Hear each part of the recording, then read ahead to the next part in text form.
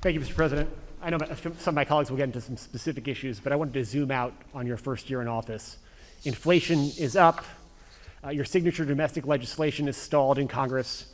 In a few hours from now, the Senate, an effort in the Senate to deal with voting rights and voting reform legislation is going to fail. COVID-19 is still taking the lives of 1,500 Americans every day, and the nation's divisions are just as raw as they were a year ago.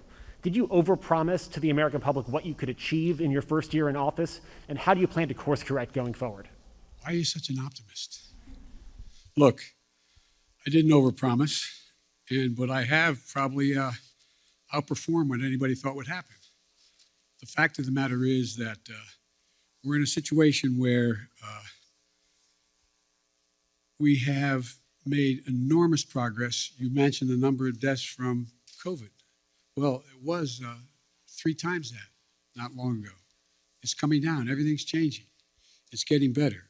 Look, I didn't overpromise, but I think if you take a look at what we've been able to do, you'd have to acknowledge we made enormous progress.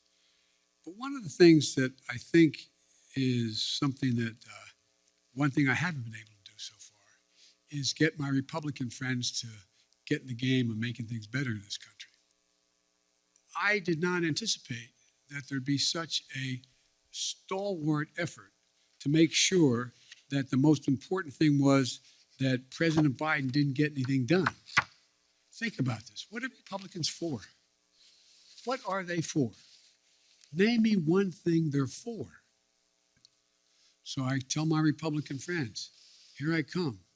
This is going to be about what are you for? What are you for?